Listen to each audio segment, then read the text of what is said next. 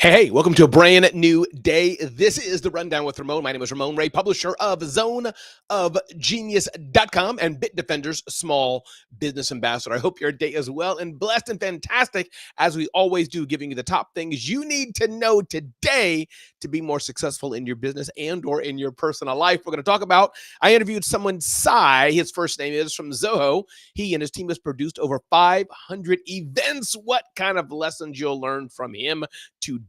Seth Godin always has insights talking about the power of value creation. I want to pour into that. OpenAI, the free service we've all been using, will be having advertising soon. What that means for us smaller business owners, not much, but a good lesson learned. I think I touched on this before, but I want to bring it out again.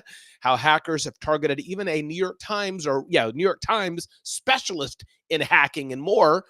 And Nathan Barry of Kit talks about creator flywheels, the operating system for your business. So the power of the flywheel. Welcome to a brand new edition. Welcome to a brand new day. Glad you're here. If you're here, hearing the sound of my voice, do me a favor, put in the comment, "We hear you, Ramon," and let me know you're here, whether you're hearing it live or you're hearing it on demand, whichever way you are. And don't forget, do not miss out. Check us out at zoneofgenius.com, so you don't miss out. And I want you to hear this 39-second message from our friends at Bitdefender, which you can never hear enough of to remember to be more secure. Check this out, and I'll be right back. It starts with something small. An email, a phone call, a fake invoice. It looks real. It sounds urgent. One wrong move, and your business pays the price. Small businesses are easy targets for cyber criminals. With Bitdefender, they lose every time. Enjoy unstoppable security and real peace of mind so you can fight for success, not against cyber threats. Real-time protection, zero stress. Get Bitdefender today.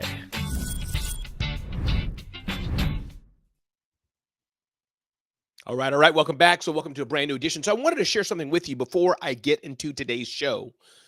Do you have the power to shift how you show up? And here's what I mean by that.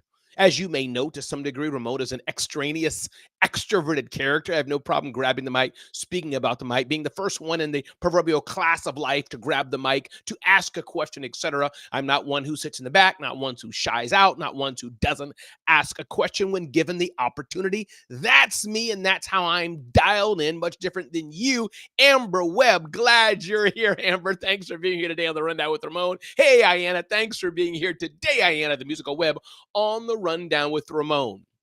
So the question is, do you have the ability to shift how you show up in a positive, in a good way? And here's what I mean by that.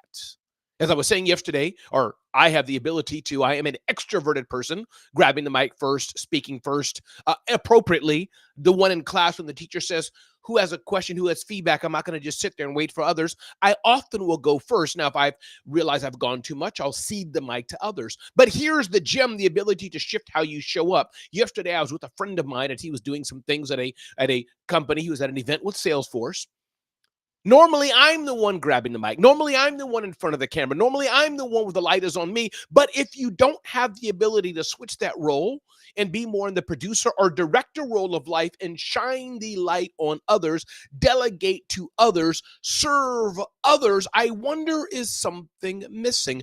Do you have the ability to shift how you show up? The ability to shift how you show up. I don't mean the ability to you're code switching per se, which we all do. I don't mean that you're shrinking your light because you want to not dim somebody else's light. I don't mean that kind of shifting, but I mean in a good way. That person who's always extrovert, always the life of the party, because that may be how God made you. Do you have the ability to shift in stillness and sit quietly? That person who really wants to, and they're comfortable not being in the light, they're comfortable sitting in the back, they're comfortable not showing up first. Do you have the ability, when called upon to shift out, to come out of that caricature, how you normally feel comfortable, and show up differently? If you don't have the ability to shift how we show up, I think it's an opportunity for growth for all of us. I've had to do that many times in my life, and I think as any professional, we have to do it. As a motivational keynote speaker, which is a particular slice of my life, that's a perfect example right there. Being able to know how to take the mic and have the energy at a level 10, have the energy up to rise the audience out of their seats and give a standing ovation. But then in moments that it calls for, maybe an audience member talks about having lost a loved one, to be able to bring the audience back down and still have good energy, but an energy that embraces an attendee. So I challenge you today, Amber. I challenge you today, Ayanna. Do we have the ability? Do we have the capability? Are we able to make the choice to show up differently, to be able to transfer and change how we have our energy? Love that, Amber. Yes, like the idea. Thank you. Of being able to switch from natural introvert energy to a burst of extrovert energy as well. And beyond, of course, code switching can be culturally as well. Maybe your culture X and you speak this way for those who are in your culture, and those who are not and may not be comfortable or get how you normally speak, you switch and speak in a different type of way. But this is a gem I think that we can all learn to do. This again doesn't mean we're shrinking for others, but this means willing and able to serve others appropriately to the energy that we bring. Welcome to a brand new edition of the Rundown with Ramon. My name is Ramon Ray. So glad you're here today. I hope you're doing blessed and fantastic, and glad you're here. Oh, thanks so much. I always feel lifted listening to you, Ramon. Thank you, dear LinkedIn user. Appreciate you. Can't see your name, but I know it's somebody amazing on the other side. So glad you're here. Ding, ding, ding, ding, ding, ding, ding. Next up, I talked to Sai. Let me get his full name for you. Sai Bhavithran Kumar, who's with Zoho. He's been 14 years at Zoho, and he's produced over 100 and with nearly 780 events under his belt, from intimate gatherings of 25 people to large-scale events. And we have this at zoneofgenius.com. So go there and check it out right now, zoneofgenius.com, and you'll probably see one of the first articles or so. And he talks about a few things. He says events are about experiences, not logistics. That's the first thing to keep in mind. Yes, there's the speeds and feeds of a good event. Do you have the right table cloths? Do you have spoons and forks? Do you have the staging or not? Do you have lights, camera, action, the number of seats? Do you have staffing? Yes, all those things are important, Amber. All those things are important, Ayanna. All those things are important. But they're about the experiences. My friend Phil Marchand talks about that. He also talks about the aspect of know your audience, tailor content interactions to who is actually in the room. Know your audience. Who are you serving? Youth that are 18 years old? Hey, Melanie, are you serving working professionals that are 37? Are you serving women who want an amazing experience? Are you serving men who want a quiet experience to learn what they're doing, or a mixed audience that are accountants and want to really dive into some serious things? Or know your audience. Budget needs discipline. Don't overspend just because funds are available. Focus on what is the appropriate budget to spend or to invest in to get the audience that you need. Are you involving your team, says Sai. And always measure and learn. Use ROI dashboards and post-event feedback to improve. Events are powerful. And if you've never done an event, I've done dozens and dozens of events, produced large-scale events in conjunction with one of my favorite event producers, Liz Caruso, especially over the last recent years, some years ago, and many, of course, online events I participate in all the time. But it's absolutely important to understand when you're producing an event, it's not just the speeds and feeds. That's important, the chairs and mics and tablecloths, but also how are you able to produce an experience that brings your audience in, that lets them feel the vibe you want to share out. And also importantly understand, as an event host, especially for in-person events, but even online events, are you investing in an event host, somebody to connect the dots, someone to bring together the event and connect the speakers here, there, and everywhere? Are you doing that? Events are powerful, and you can get this article that we wrote, the video interview as well. Get that right now at zoneofgenius.com. Ding, ding, ding, ding, ding, ding, ding. Seth Godin, one of my favorite thought leaders and humans in the world, talks about the power of value creation. Seth Godin says there's a simple law: no one buys anything unless it produces more value than it costs. This seems obvious. Value could be in the form of sustenance, status, affiliation, peace of mind, or health, and value is always measured by the user. A $300 caviar spoon will only be purchased if someone believes it produces more than $300 in value and they can afford it. The user doesn't care how much it cost you to create. They don't care how much you need the sale. That's not relevant, and Seth Godin is right. So why don't nurses get paid more? It's pretty clear that they produce value far in excess of their salaries. And why are Taylor Swift concert tickets so expensive? It doesn't cost the promoter much at all to offer that last seat. The reason is clear: scarcity. Seth Godin says when there are substitutes, informed consumers usually choose the cheapest identical item. That's why expensive wine costs more than water, even though you can't live without water. Water is everywhere in much of the developed world. This all comes together when we realize that a good business project doesn't simply create value, it also is built around some sort of scarcity. Freelancers are tempted to forget this and end up racing to the bottom. You can pick anyone and I'm anyone is not a useful marketing slogan. People are going to buy this from somebody, but why would they buy it from you? Tell us about the value you create and tell your investors about why your offering will be persistently scarce. This is a gem. Value creation. If we learn that, we will go far ahead. Thanks for being here, Amber. Tech entrepreneur launching on Kickstarter. Congratulations, phones.com. Love that. Thank you, Amber, for being here today. And Seth Godin always provides an amazing gem. Ding, ding, ding, ding, ding, ding, ding. Moving forward here. ChatGPT, OpenAI, produced by OpenAI, will be producing ads soon. And the nugget here of the day is not that they're producing ads or having ads on their platform. We get this, and these are billion-dollar things of little concern to us.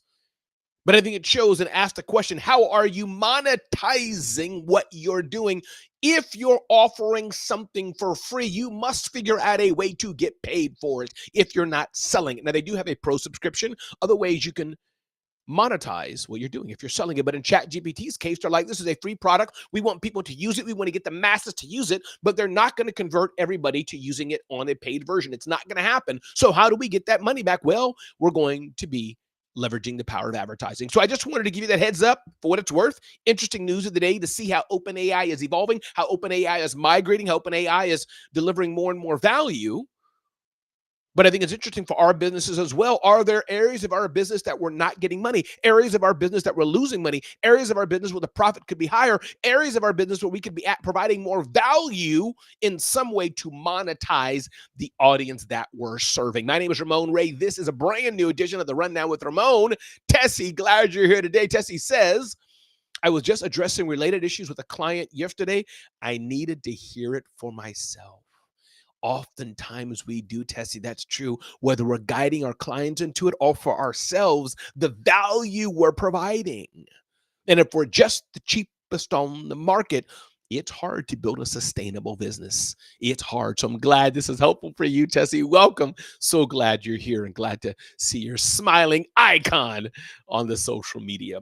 New York Times had an interesting article, and I want to highlight this to you of how they almost got swindled. This is a New York Times digital crime reporter who normally wouldn't have gotten swindled, but they did. They got a call from somebody who looks like had a bit of information about them, just a little bit enough, and they verified a little bit of information. They said, hey, tell us a bit more, and they were told a bit more, and did this, did that, and the other, and they used some human engineering to give long ID numbers and case numbers, and here was something they did. They said, well, if you don't want to speak to me, I can transfer you to a supervisor, building that trust even more, and the New York Times reporter said, okay, transfer me to a supervisor. The supervisor came on very official, repeated the ID number, long number, and lo and behold, they said, go to PayPal because it looks like you've been hacked and enter the ID number into the send column. But take away the letters, which would leave only a number, which was going to be a cell phone number, to have them transfer $2,000 from their PayPal account to this hacker. So the lesson of the day today, everybody, when you get these calls, when you get these things, be careful. Do your due diligence. Like this New York Times reporter did, it could have been legitimate, but no one's going to ask you to put a cell phone number into the to line and send money from PayPal to somebody else. And be careful. The best way to confirm these things, and what the hacker did is go to this website and look at the telephone number. See, that's the telephone number I'm calling you from. They were good. You know how many people probably got swindled by this type of deep fake, or deep hack, I should say. But the way to do that is to go to the websites that you know. Go to the websites that are verified that you've saved in your phone. Go to the telephone numbers you know and say, I'll call back the main customer service number. I'll give them my prearranged, my existing account number, and I will ask them to verify what you said. Any proper business, any bank, any company worth their salt, they have a communications team, and they can all access the computers the same way. So be careful. Bella, thanks for being here today. Don't you get taken advantage of by the next scammer or hacker who happens to have your information and tricks you into that sense of security, sense of stability, where you think they're legitimate, and lo and behold, you realize they're not legit, and you get taken for a ride. Be careful. Everybody, my name is Ramon Ray. This is the Rundown with Ramon. Glad you're here today. Hope your day is going blessed and well. As I always say, make an impact in the life of somebody today. It's a proactive thing we all can do to make an impact and make the world a better place. Ding, ding, ding, ding, ding, ding, ding. Next up, and last but not least, is Creator Flywheels. Jim Collins has a book out, mimeograph, I believe it is, a monograph rather, called Turning the Flywheel. Something I suggest all of you check out. All that's important for businesses. What is the flywheel of your business? And Nathan Barry, who's the founder of Kit, talks about the power of a flywheel. Now, real flywheel is a large metal disc that used a rotational force to pump instead of a linear up and down force. It was incredibly hard to get started. It took two of us with all of our strength to get a single rotation, but it got easier with every rotation. It kept spinning. Once the flywheel had momentum, I could spin it easily with one hand. So if you take this concept, what is the flywheel of your business? Nathan Barry says flywheels help you grow your business, make it more profitable, free yourself up from the busy work. The three laws of a flywheel are: activities flow smoothly from one into the next. Each rotation is easier than the previous rotation. Each rotation produces more than the previous rotation. Activates flow smoothly from one into the next. What is the sensible order of task is what you can ask. What tasks naturally flow into the other? What happens after this? What happens after that? How does it work? What steps can you break down into even small steps?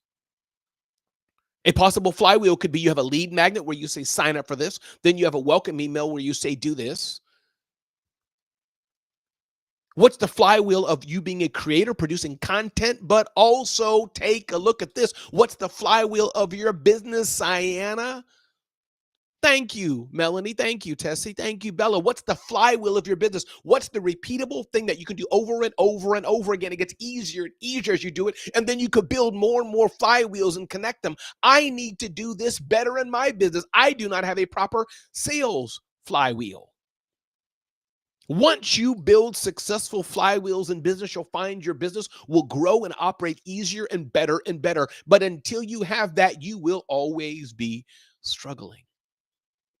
What's the flywheel of your business that can just work on autopilot with minimal effort over and over and over again? I challenge all of us to understand the flywheel. If you've been struggling with this, and if this is helpful for you, type the word flywheel into the comments. I'd love to see that. Type the word flywheel if that's an area you know you need help in, to know your flywheel.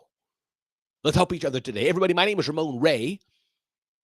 Flywheels are so important. What is that thing that happens? This first, then this, then this, then this, and we get a sale, or whatever the flywheel may be in the area of your business that you're doing. This episode brought to you by Bitdefender. Check out this 32 seconds of insight from Bitdefender, and I'll be right back. Running a business is tough. Cyber threats make it even tougher.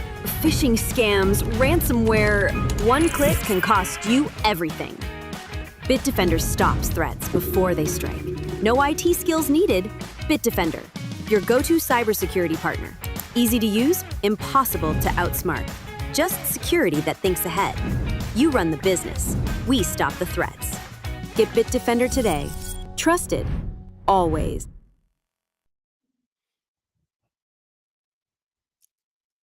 Welcome back. Glad you're here. Have a blessed and beautiful day. This has been another episode of The Rundown with Ramon. If you're loving the episode, hearing the sound of my voice, do me a favor and put "loving the Rundown with Ramon" in the chat, wherever you're seeing it. DM me. Let me know how I can add value to your world.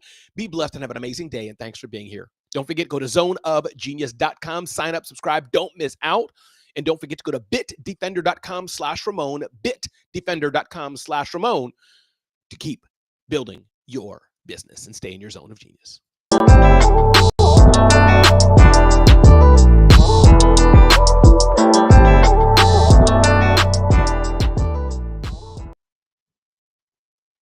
Well, that's a wrap. Bella, you are so welcome. And others that are here, Ayanna and more. See y'all tomorrow for another episode of The Rundown with Ramon.